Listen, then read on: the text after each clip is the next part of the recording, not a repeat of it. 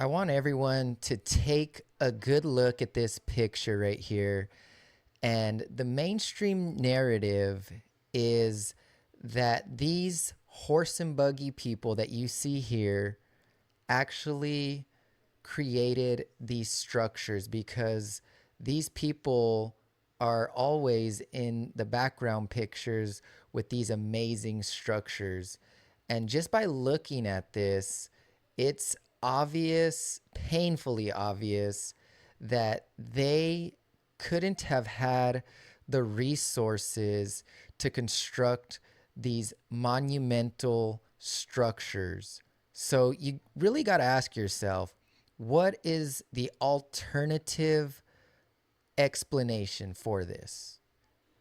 This also right here is a common misconception of how we've supposedly progressed throughout the ages, right? Over here on the left, you got the caveman, then the Egyptian pharaohs, then like a settler, and then you got this man right here, like looking the same as those other people in the 1800s photos. And then you got us right here, right? We've just been progressing so much. But if you look at these pictures, it's clear that we are not the most intelligent and advanced civilization or society to this date.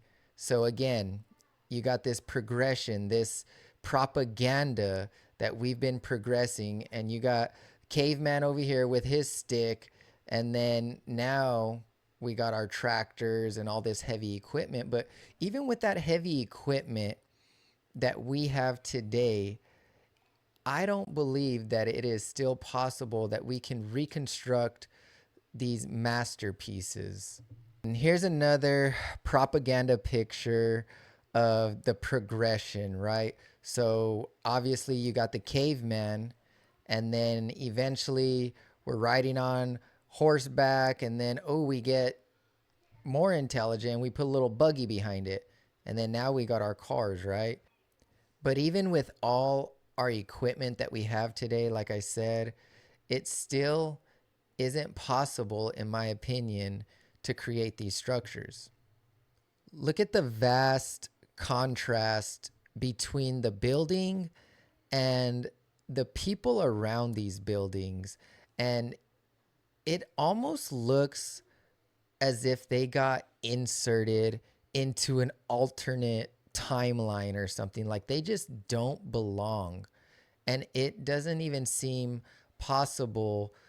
Even their carriages look to be as if they have just wooden wheels or something like that. Very cheaply primitive equipment right here. And in the background, you see this enormous castle looking like structure. And how is it possible with them doing that? And I know I keep asking this question, but the narrative that we've been fed are complete and utter lies.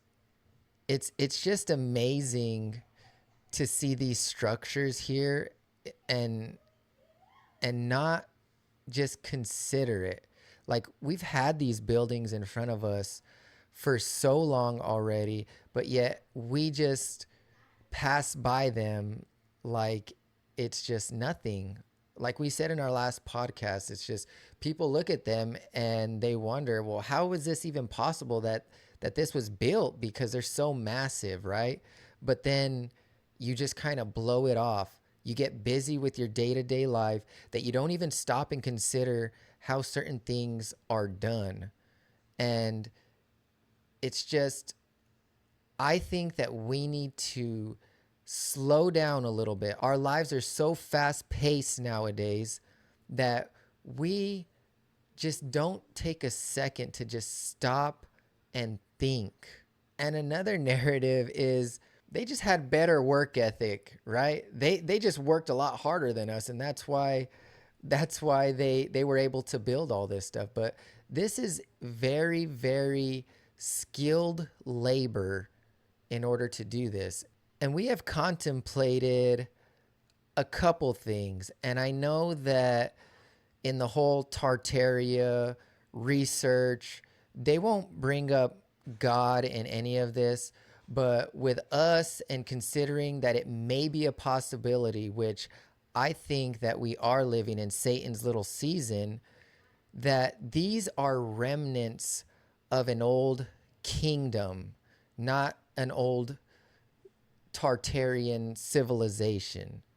It may very well be possible, as crazy as it sounds, that angels or even the glorified saints built these structures. There's no other better explanation, in my opinion. And another thing is, what if God literally spoke these things into existence? How hard would that be? I mean, He created the world and everything in it by a spoken word. But yet, we are told that horse and buggy people built these. It's actually insulting to our intelligence for them to tell us that and for us to actually believe it. It's insulting. Like, guys, just think about it for longer than 2 seconds and just try to push back of all the indoctrination that we've been fed our whole lives, because honestly, most of it has been complete and utter lies. It's been lies. I mean, look at even right here. This building is enormous compared to the people standing in it. I just ask that you just take into consideration some of this information. I know it may be new to some, and to others who have heard about this, just keep on pushing forward.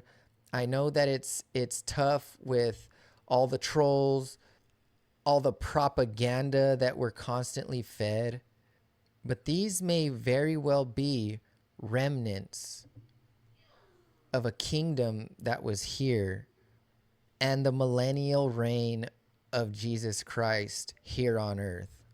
What's interesting about a lot of these buildings too is that a lot of people have observed that they don't even have kitchens or bathrooms or anything like that. And they may very well have been healing centers or something like that. Or maybe if you're in a glorified body, the Bible says that you will be as the angels. So did they need the bathroom? Why would there be a need of a bathroom?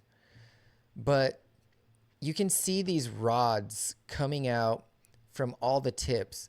So these buildings had a function, not only in their beauty, in the amazing detail that is shown here, but they had a function unlike our buildings today.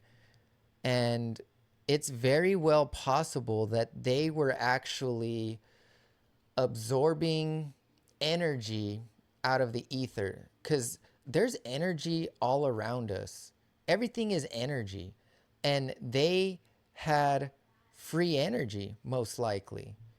And you can just see the symmetry in all of this. It served a purpose. Look at the detail and all that on the inside. And these buildings resonate sound so well. And nowadays they have repurposed them as churches and they call them cathedrals. But it's as if they've been hijacked. They are not being used from the original and intended purpose from the beginning. Look at the layout of all of this. It's just insane. And some of it really looks like the motherboard of a computer or something like that. There's just so much detail and so much thought put into all of this. But I'm going to get more into this. This is just a quick video to get some people thinking. And guys, if you want to watch this video of the clips that I was posting, you need to look up the lost history of flat earth. And you can see down here it's 5 hours long, but it is so worth your time. And it's got so much information in it that would benefit you guys if you are interested in it. And with all that being said, if you like this content, if you want me to go more in detail about this, it was just a brief overview. Just let me know down in the comments, and God bless.